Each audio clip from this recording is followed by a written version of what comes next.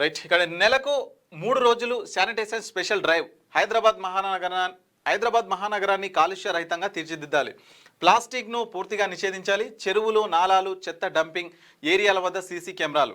Food safety నిబంధనలు పాటించని హోటల్స్పై చర్యలు. కొత్త జోనల్ కమిషనర్లకు సీఎం దిశానిర్దేశం చేశారు. తిరుమల శ్రీవారి సన్నిధిలో కుటుంబ సభ్యులతో సీఎం రేవంత్ రెడ్డి. సో నిన్న రేవంత్ రెడ్డి గారు కుటుంబ సమేతంగా తిరుపతికి అయితే వెళ్ళారు. తిరుపతికి వెళ్ళి అక్కడ వెంకటేశ్వర స్వామిని అయితే దర్శించుకోవడం జరిగింది. దానికి సంబంధించిన ఫోటో. సో ఇక హైదరాబాద్ మహానగరాన్ని కాలుష్య రహితంగా మారుస్తామని అయితే చెప్తున్నారు.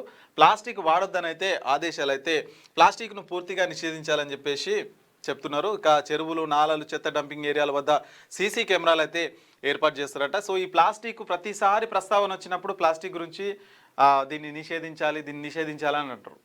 సో ఇక్కడ వాడేవాళ్ళు దాన్ని పూర్తిగా తయారు చేయకుండా అయిపోతుంది కదా.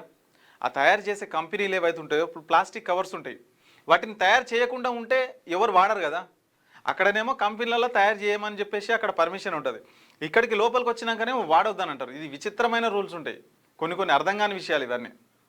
అక్కడనే ఆ కవర్లు ఏవైతే ఉంటాయో ప్లాస్టిక్ కవర్లు, వాటిని తయారు చేయకుండా ఉంటే ఇక్కడ దాకా రావు, ఇక్కడ వాడరు కదా. సో ప్లాస్టిక్ను ప్రతిసారి 6 నెలలకోసారి 3 నెలలకోసారి ఇవంతా జరుగుతుంటుంది. ఈ ప్లాస్టిక్ గురించి వస్తారు, షాప్లలో వస్తారు, వాడొద్దని చెప్తారు. ఇక 4 రోజులు ఆ కవర్ సంచి వాడతారు, ఆ కాగితంకి సంబంధించిన వేరేవి ప్రత్యామ్నాయంగా వాడతారు, మళ్ళీ తర్వాత యథావిధిగా ప్లాస్టికే వాడతారు. సో దాన్ని నిషేధించాలని చెప్తారు, కానీ అది పూర్తి స్థాయిలో ఎప్పటికీ అమలు కాకుండానే ఉంటుంది అది.